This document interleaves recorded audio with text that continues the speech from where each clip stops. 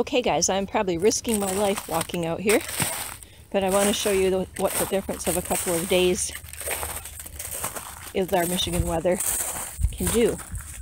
And show you the same view that I showed you just the other day with the sunshine and the standing water. Now can you see the ice?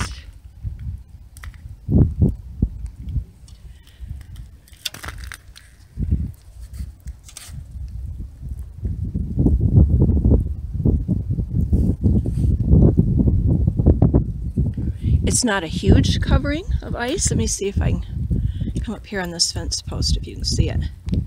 But we got about 1/10 of an inch of ice yesterday, and then it started to warm up and it rained, and then we got more and it froze again. So there's like 2 layers of it, and now it's raining again.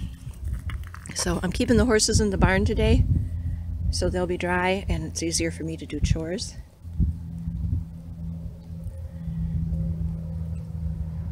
So that's our weather this morning. I think it's a good day to stay inside and do some spinning or knitting or podcast watching. What do you guys think?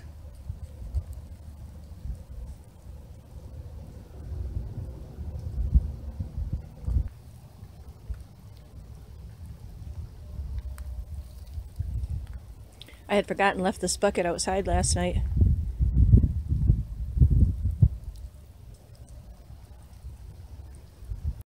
I'm going to try to film one more thing while I'm down here. I think the light is about right for you to see it. You guys might get sick of hearing about hay on my podcasts or on my Instagram feed. My husband probably gets sick of it. I obsess about hay. Not having enough, not having good. But I think you can see the mold in this round bale. The white mold. There's also some black. It's not slimy. It is terribly dusty. And in a round bale of hay, you expect some of that on the outside on a good cured bale. And you know, you have a little loss there and you peel that off. And with sheep, they can even eat around a little bit of that mold. They won't eat it like horses and get sick. But when that's all it is, layer after layer after layer, then we can't feed them that. I'll show you some over here that I pulled off. Just a second. This maybe doesn't show up as good as I thought it would. I think you saw it more in the bale itself. There's another, on the side of these straw bales, another big swath of it that we pulled off. It's almost going to have to go in the compost pile in one of the hot ones that'll hopefully kill off any seeds. Because this doesn't work for mulch because it's got seed heads in it. There you can see that a little bit. So that was one of our big bales, one of our big round bales. We were already going to be short of hay. And a decent bale of hay, one of the big bales, will last me 10 days. This is the second bale that I've had in this shape. That's 20 days of feeding that I lost, guys. 20 days, nearly a month. So you can understand why panic sets in at that point. And it's often difficult to tell with round bales. Like around the edges, this one looked like, oh, there's probably some spots. But anyway, there's my hay rant for today.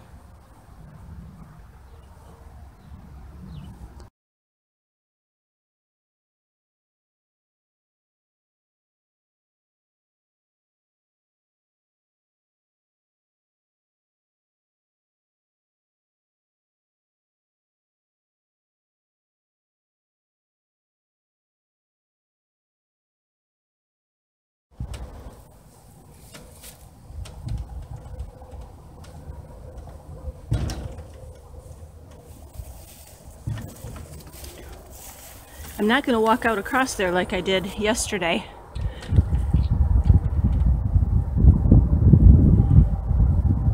It doesn't look like much compared to what some of you have, but we have 2 freezings underneath of this snow that's coming now, and the gusts of wind. I was gonna let the horses out just for a couple of hours. They've been in for 2 days. And so I had the door open and I let them out, and they came out and took one loop and came right back in. And I don't really blame them. We don't have a good wind block when the wind comes from the northwest anyway. So there's the weather we have today. So now you've seen pretty much 3 days worth of change. And you get a really good view of that falling down fence. So I hope wherever you are, you're staying warm and dry. It's not bad here in the barn if I'm not foolishly standing in the doorway taking video.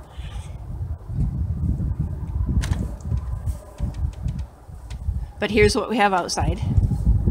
And schools are canceled again, of course. I don't know how the reflection shows, but that's all ice out there. These guys aren't real happy to have the door shut, have them shut in, but that helps keep a bit of a temperature here in the barn at least. So they've got some fresh straw. They've had some treats, and now they've got their hay and fresh water.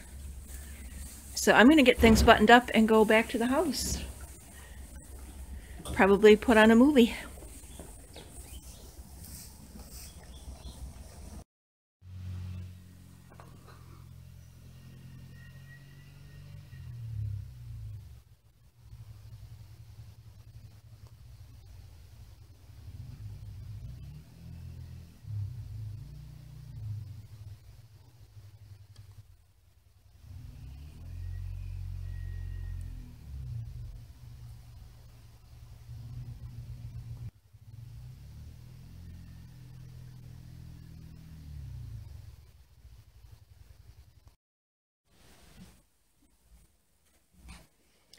Good morning.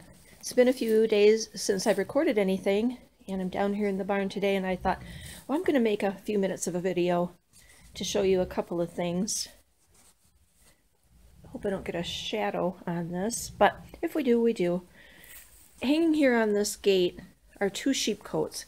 Get asked an awful lot about the sheep coats, and I thought I'd show you the 2 examples that we have. This is the one we use mainly, and that you probably see on sheep all across the internet. They were made by Matilda brand, and we used to buy them in large quantities. I'm not sure if that's who still makes them or if they even are still made, but we like these really well, especially a breed like ours, the Corriedale, where they end up, there's a lot of wool around the neck, and maybe for the size of the sheep, we don't need such a big coat, but you need it to stretch around the neck. This is an old one, and so there's elastic through here and back around the legs. This is a little bit stretched out, but so it goes around the neck really well. And this is a breathable fabric. I've mentioned that before. Water gets through, even dirt and dust will get through, so it is breathable, but it keeps the chaff, the hay, the VM out. We do bed with straw. Yeah, there is my shadow. Oh well. And then this one was made from a pattern and material, and I like these really well too, but they don't have as much give to them,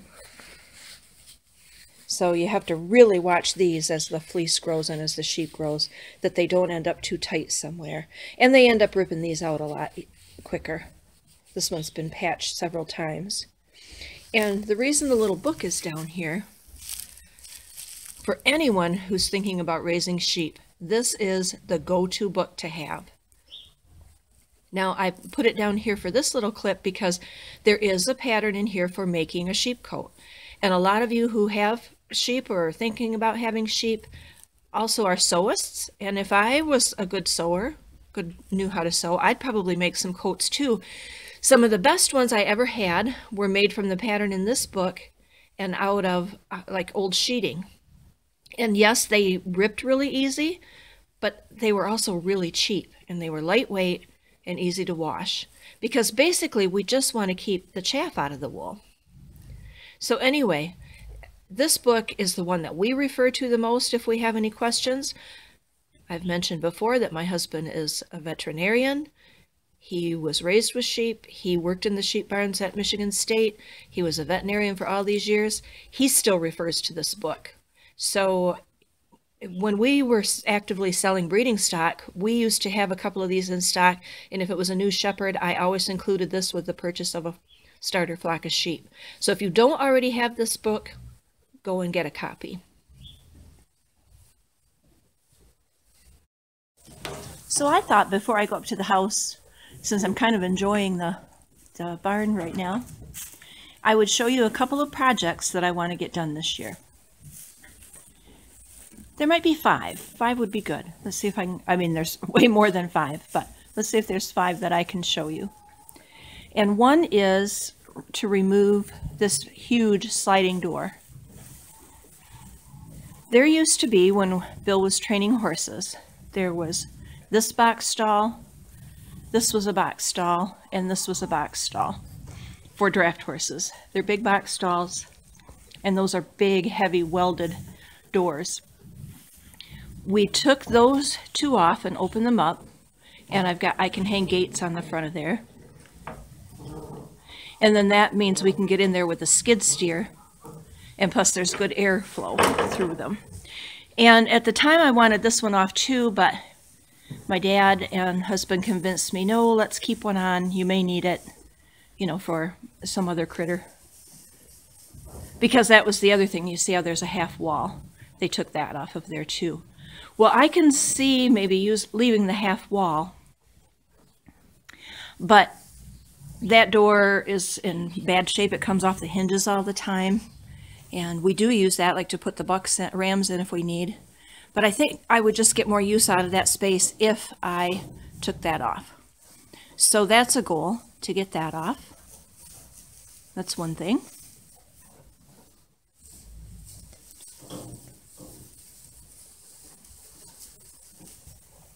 A second thing, and this is actually first on the list as soon as we get weather, this handle to this hydrant needs to be replaced. I'm having to monkey with it all the time through this winter, and so it just needs to be replaced. They don't make them like they used to. This one is only 2 years old, I think, and of course we have pretty hard well water, and so they corrode away. But so that's number 1 on the list. And behind it you can see the 2 other stall doors that were taken off of those box stalls. Number 3 actually goes hand in hand with getting that door off of the front of the other box stall and these that are already removed. I have hinges across 2 of them, or in the center, so I can put a hanging gate and swing either way. But I need to hang some more of those hinges, which sounds like a real easy job, except for it's really difficult in those old oak solid beams, you know, to drill into them and get everything lined up just right. So I want to have it this year. I've showed you before how I have these panels that I can put up temporarily, but I'd like to have some bigger. I've got a stack of those aluminum gates, and I'd like to be able to hang those and just be able to swing them one way or the other a lot easier.